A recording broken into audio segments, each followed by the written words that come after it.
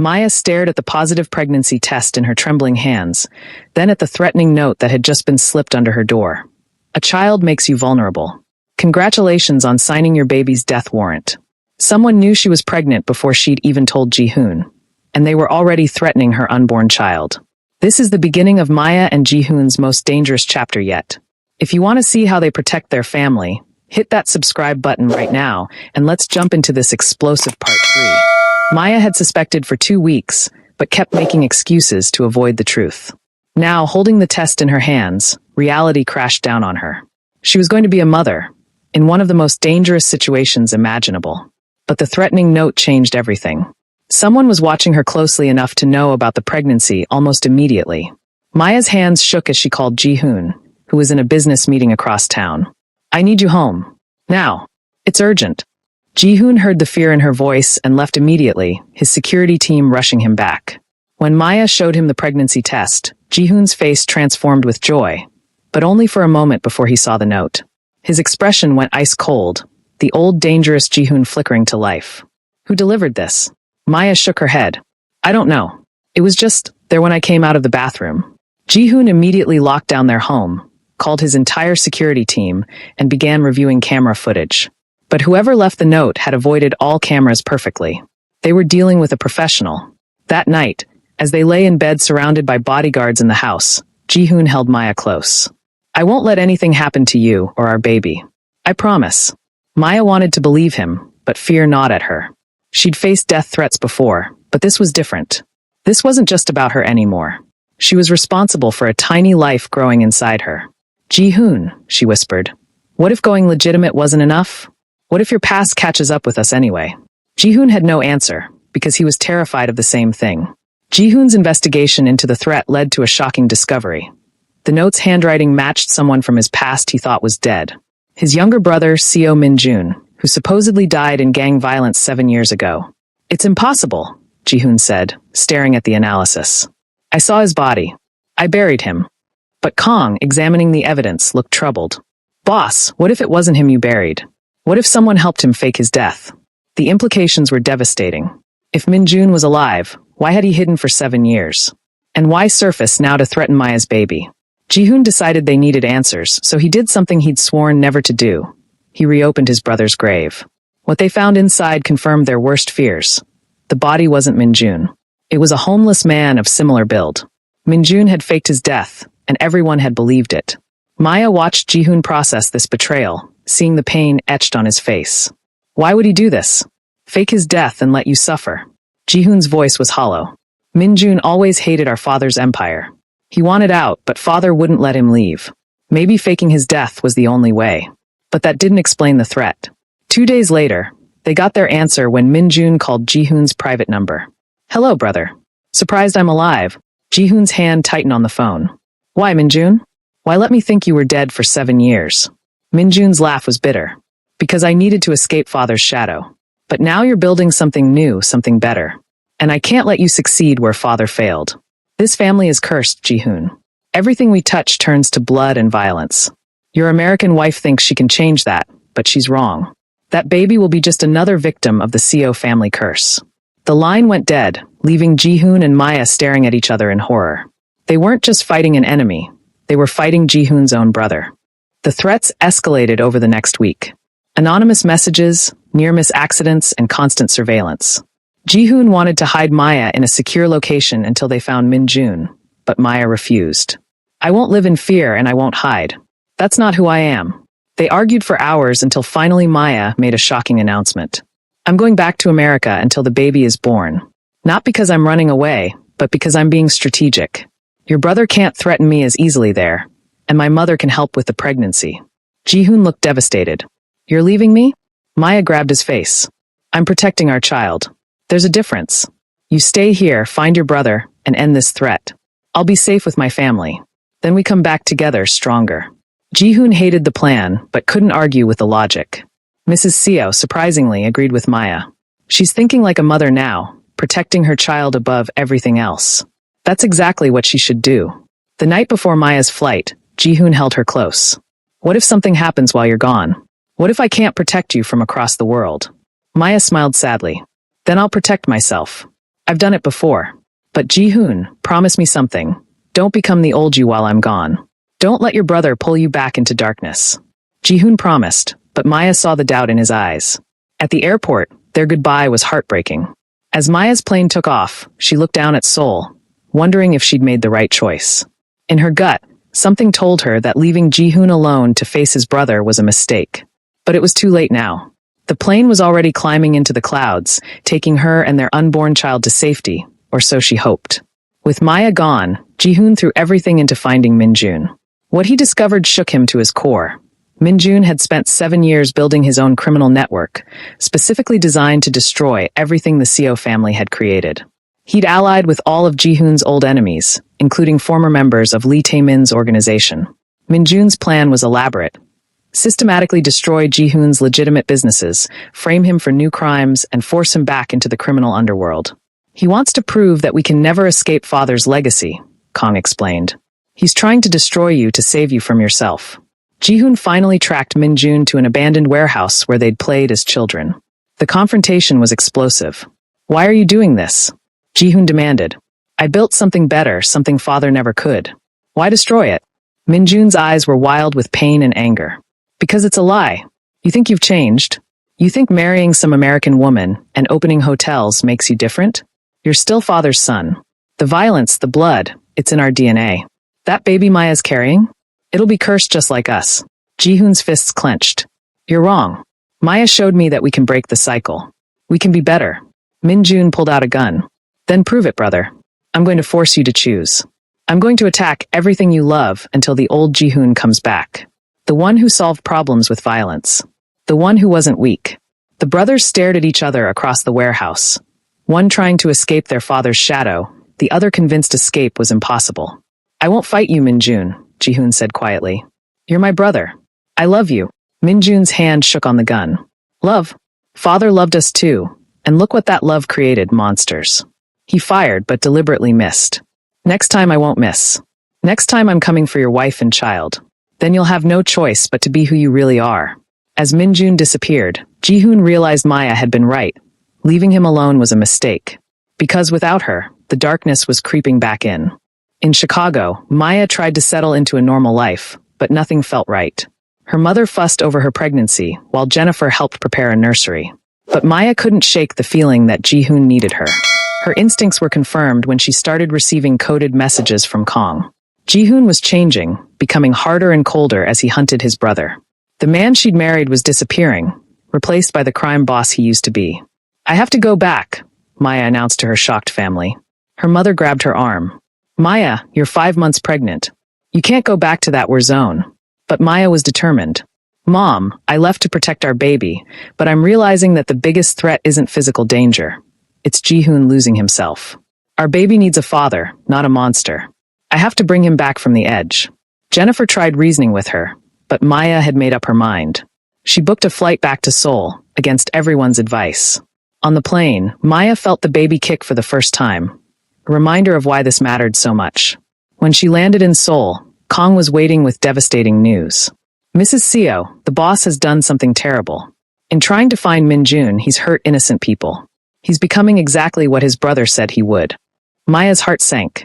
Take me to him. Now. She found Ji-hoon in his office, surrounded by maps and intelligence reports, his eyes hollow and cold. When he saw her, shock registered on his face. Maya? You shouldn't be here. It's not safe. Maya walked right up to him, ignoring the bodyguards. Look at me, Ji-hoon. Really look at me. Do you recognize the woman standing in front of you? Ji-hoon's expression cracked slightly. Maya, I'm doing this for us. For our family. Maya shook her head. No, you're doing this because you've forgotten who you are. The Ji-hoon I married would never hurt innocent people. The Ji-hoon I married chose the hard path of peace over the easy path of violence. She placed his hand on her pregnant belly. Feel that. That's your child. What kind of father do you want to be? Maya didn't waste time. She called an emergency meeting with Mrs. Seo, Kong, and all of Ji-hoon's trusted advisors. We're staging an intervention. Ji-hoon is spiraling, and if we don't stop it now, we'll lose him forever. Mrs. Seo was hesitant. My son is strong. He can handle this. But Maya stood firm. Mrs. Seo, you watched your husband become a monster because no one stopped him. Are you going to make the same mistake with your son? The words hit hard. Mrs. Seo's eyes filled with tears. What do you need me to do? Together, they confronted Ji-hoon in his home. One by one, his people told him how he'd changed. Kong spoke about orders that crossed ethical lines. Business partners talked about feeling threatened. Even his mother spoke up. You're becoming your father, Ji-hoon. The man I was too weak to stop. But Maya is stronger than I was. Listen to her before it's too late. Ji-hoon listened to it all, his face getting harder with each word. Finally, he exploded. You don't understand. Min-jun won't stop. He'll kill Maya, kill our baby, destroy everything I've built. I have to stop him, no matter what it takes. Maya stepped forward calmly. Even if stopping him means losing yourself? Even if it means our child grows up with a father who's everything you swore you'd never be. Her words hung in the air. Ji-hoon's anger collapsed into anguish. I don't know how to fight him without becoming him. He knows all my weaknesses. He knows how to push me back into the darkness. Maya took his hands. Then don't fight him alone. Let me help you. Let all of us help you. You don't have to carry this burden by yourself anymore. For the first time in weeks, something shifted in Ji-hoon's eyes. The ice melted slightly, and the man Maya loved flickered back to life. I'm scared, Maya. I'm scared I'm not strong enough to break the cycle. Maya smiled through her tears. That's why you have me. I'm strong enough for both of us when you're not. That's what marriage means. We take turns being strong. Maya convinced Ji-hoon to try a different approach. Instead of hunting Min-jun with violence, they would try to understand his pain. Maya hired a private investigator to track Min-jun's 7 years of hiding. What they discovered was heartbreaking. Min-jun hadn't just faked his death to escape. He'd been forced to watch, powerless, as their father ordered the death of the woman he loved, a girl their father deemed unsuitable for the Seo family. The trauma had broken Min-jun's mind. He blamed himself for being too weak to save her, and he blamed the Seo family legacy for destroying the only good thing in his life. He's not trying to destroy you, Maya realized. He's trying to destroy the Seo legacy itself. He thinks if he can prove the family is cursed, he can finally justify his own failure to save the woman he loved. Ji-hoon was shaken by this revelation. Father killed someone Min-jun loved? I never knew. Mrs. Seo admitted she'd known, but had been too afraid to intervene. Your father was a monster, and I was a coward. Min-jun has every right to hate this family. Maya formulated a plan. We need to show Min-jun that the Seo legacy can be different. That love doesn't have to die in this family. That the curse can be broken. She reached out to Min-jun through coded messages, offering to meet, alone. Ji-hoon initially refused, but Maya was insistent. He won't hurt a pregnant woman. And if I'm right about his pain, seeing me might help him understand that your marriage is different from your father's. Against everyone's advice, Maya met Min-jun at a quiet park. He arrived looking gaunt and haunted, his gun visible but not drawn. Why did you come, Mrs. Seo? Trying to save your husband from his own brother? Maya shook her head. I came to apologize. On behalf of a family that destroyed the woman you loved. I came to tell you that Ji-hoon isn't your father, and your nephew or niece won't grow up in the same darkness you did. For the first time, Min-jun's hard exterior cracked and tears filled his eyes. Min-jun collapsed onto the park bench, his shoulders shaking with 7 years of suppressed grief. Her name was Yuki. She was Japanese-Korean, worked in a bookstore, loved poetry. Father said she was beneath our family. He had her killed and made it look like an accident. Maya sat beside him carefully, her hand protectively on her belly. Tell me about her. For an hour, Min-jun talked. About how Yuki had seen good in him despite his family, how they'd planned to run away together, how he'd found out about her death the day after it happened. I confronted father. He just laughed and said I was weak for loving someone so common. That's when I knew I had to die, at least to him. Maya listened without judgment. Finally, she spoke. Min-jun, what happened to Yuki was evil. Your father was evil. But Ji-hoon isn't. He rejected everything your father stood for. He chose me even though his whole world told him I was wrong for him. He's breaking the curse you think is unbreakable. Min-jun looked at her with tormented eyes. But what if he's just pretending? What if the darkness is still there, waiting? Maya met his gaze steadily. The darkness is always there. In all of us. The difference is choosing not to let it win. Ji-hoon chooses that every single day. And when our baby is born, we'll teach them the same thing, that they can choose who they become. Something shifted in Min-jun's expression. You really believe that? That we're not defined by our blood? Maya nodded. I believe it with everything I am. And I think part of you believes it too, or you wouldn't have let Ji-hoon live all these months when you had plenty of chances to kill him. Min-jun was silent for a long moment. Then he pulled out a folder. These are all my plans to destroy Ji-hoon's empire. Every attack, every scheme. Take them. Help him prepare. Maya took the folder carefully. What will you do now? Minjun stood, looking lighter somehow. I don't know. But maybe I'll try to believe what you believe. That the curse can be broken. As he walked away, Maya called out, Minjun, your nephew or niece should know their uncle. When you're ready, our door is open. Minjun paused but didn't turn around. He just nodded once before disappearing into the crowd. Minjun's information revealed a shocking truth. There was a third player in the game. A corrupt prosecutor named Han Sang-woo had been manipulating both brothers, feeding Minjun false information to keep the conflict alive. Han had been one of their father's victims years ago and wanted revenge on the entire Seo family. He's been playing us, Ji-hoon realized, studying the documents. Every attack I thought was Minjun was actually Han using my brother as a scapegoat. Maya's strategic mind kicked in. Then we need to expose him. But we need Minjun's help to do it. Getting the brothers to work together was Maya's toughest challenge yet. The first meeting was tense, with years of pain and betrayal hanging between them. I don't trust you, Minjun said to Ji-hoon.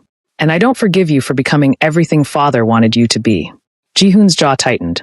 I don't forgive you for faking your death and letting me grieve for 7 years. But Maya's right, we're stronger together than apart. And Han needs to pay for using our pain against us. Slowly, painfully, the brothers began working together. They planned an elaborate sting operation to catch Han in the act of orchestrating violence. Maya coordinated everything, despite being 7 months pregnant and exhausted. Mrs. Seo watched in awe as Maya brought her fractured family back together. You're remarkable, daughter. Your healing wounds I thought were permanent. The trap worked perfectly.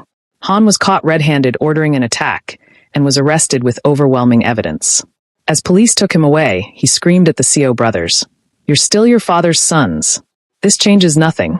But looking at Ji-hoon and Minjun standing together, not as enemies but as brothers beginning to heal, Maya knew Han was wrong. Everything had changed. That night, the extended Seo family gathered for dinner. Ji-hoon, Maya, Mrs. Seo, Minjun, Kong, and Jennifer who'd flown in for support. It was awkward and emotional, but it was a start. As Maya felt the baby kick, she realized this was what breaking generational curses looked like. Messy, painful, but ultimately worth it. Maya was in her 8th month when complications arose. The stress of recent events had triggered early labor. Ji-hoon rushed her to the hospital, terrified. It's too soon. The baby isn't ready. The doctors worked to stop the labor, and after hours of tension, they succeeded. But Maya had to stay on complete bed rest for the final month. Ji-hoon barely left her side, working from the hospital room, his entire empire on pause. You should go handle business, Maya said weakly. I'm fine here. Ji-hoon shook his head. Nothing is more important than you and our baby. The business can wait. During those weeks, something beautiful happened. Minjun started visiting, tentatively at first, then more regularly. He'd bring books and read to Maya and the baby. Mrs. Seo came daily with home-cooked meals. Even Kong showed up with baby clothes he'd awkwardly picked out himself. Maya's hospital room became a gathering place for their unusual family. One evening, Minjun spoke quietly to Ji-hoon while they thought Maya was sleeping. You know, I hated you for so long. But watching you with her, you really did break the cycle. You found what I lost. Ji-hoon's voice was emotional. I'm sorry father took Yuki from you. I'm sorry I didn't protect you. Minjun was silent for a moment. Maybe you can honor her memory by being a good father. Breaking the cycle for real. That would mean something. Maya smiled to herself, pretending to sleep. Healing was happening slowly but surely. Finally, the day came. Maya went into real labor, and this time there was no stopping it. Ji-hoon held her hand through every contraction, every push, every moment of pain. When their daughter was born, healthy, beautiful, and screaming with powerful lungs, the entire family cried. Ji-hoon cut the umbilical cord with shaking hands, tears streaming down his face. She's perfect, he whispered. She's absolutely perfect. Maya, exhausted but radiant, smiled. What should we name her? Ji-hoon looked at his brother, then back at Maya. Yuki. Her name is Yuki. For the woman we lost and the future we're building. Minjun, standing in the doorway, broke down sobbing. Little Yuki was 3 months old when the final threat emerged. A remaining member of Lee Tae-min's organization, seeking revenge, planned a massive attack on the hospital nursery where Yuki and other babies were kept. Intelligence caught wind of it just hours before execution. Ji-hoon wanted to move Yuki immediately, but Maya had a different idea. No, we end this. Tonight. No more running, no more hiding. We protect all these babies, not just ours. She devised a plan using herself as bait while Ji-hoon and Min-jun, working together, would capture the attackers. Mrs. Seo argued it was too dangerous, but Maya was firm. This is what I do. I stand up. I don't bow down. Not even for safety. The trap was set. Maya made herself visible with Yuki, seemingly unprotected. When the attackers came, they walked right into an ambush. Ji-hoon's legal security team, working with police, arrested everyone involved. But the leader, a man named Cho, managed to get past the first line of defense. He burst into the nursery where Maya stood holding Yuki, gun raised. You destroyed everything. Cho screamed. Boss Taemin is dead because of you. Maya didn't flinch. She stood between Cho and the other babies, Yuki protected in her arms. Those babies have nothing to do with your war. Neither does my daughter. If you want revenge, take it on me. But you leave these children alone. Her voice was steel, commanding, powerful, unafraid. Cho hesitated, his gun wavering. In that moment, Ji-hoon and Min-jun burst in together, taking him down before he could fire. As police dragged Cho away, he stared at Maya in something like awe. You really don't bow down to anyone, do you? Maya adjusted Yuki in her arms. Not to you. Not to fear. Not to anyone who threatens innocent lives. Never. Later, as the Seo family gathered in relief, Ji-hoon pulled Maya close. You're the bravest person I've ever known. But please, no more using yourself as bait. My heart can't take it. Maya laughed tiredly. Deal. I think I've proven my point enough times. 5 years passed. Maya and Ji-hoon's empire of legitimate businesses thrived, employing thousands and helping communities across Asia. Little Yuki grew into a fierce, intelligent child who spoke 3 languages and refused to back down from anything, just like her mother. Min-jun had found peace, running a foundation for victims of organized crime, honoring Yuki's memory by helping others escape violence. Mrs. Seo had transformed too, becoming an advocate for women in business, finally finding her own voice. On Yuki's 5th birthday, the family gathered in the garden where Ji-hoon and Maya first kissed. Tell me the story again, Mama, little Yuki demanded. About when you met Daddy. Maya smiled, pulling her daughter onto her lap. Well, baby, Daddy was a very powerful man who everyone was afraid of. But when Mama met him, she wasn't scared at all. Yuki's eyes went wide. Because you're brave. Maya kissed her daughter's forehead. Because I knew who I was. And I never let anyone, not fear, not pressure, not even love, make me into someone I wasn't. Ji-hoon added, and your mama changed Daddy's whole life. She showed him how to be strong in a different way. Not with fear or power, but with courage and love. Min-jun, now Uncle Jun-jun to Yuki, chimed in. Your mama broke a curse that hurt our family for generations. She saved us all. Yuki thought about this seriously. When I grow up, I want to be like Mama. I won't bow down to anyone either. Maya and Ji-hoon exchanged proud looks. That's right, baby, Maya said. You be strong, be kind, be brave, and never let anyone tell you who you should be. As the sun set over Seoul, Maya reflected on her journey. She'd come to this city broken and desperate, never imagining she'd fall in love with a crime boss, transform an empire, heal a fractured family, and raise a daughter who embodied everything she believed in. Ji-hoon wrapped his arm around her waist. What are you thinking about, Mrs. Seo? Maya leaned into him. I'm thinking about how refusing to bow down was the best decision I ever made. Because it led me here, to you, to Yuki, to this beautiful, complicated family. I'm thinking that sometimes the strongest thing you can do is stand firm and let the world change around you instead of letting it change you. Ji-hoon kissed her temple. You changed my world, Maya Williams Seo. You changed everything. As little Yuki ran through the garden laughing, chased by her uncle Min-jun, with grandmother Seo watching proudly, Maya smiled. This was her legacy, not just surviving in a dangerous world, but transforming it into something better. Teaching the next generation that true power isn't about making others bow down, but about standing up with such conviction that you inspire others to stand with you. And that's the complete saga of Maya Williams Seo, the woman who refused to bow down and changed an entire empire. Did this ending satisfy you?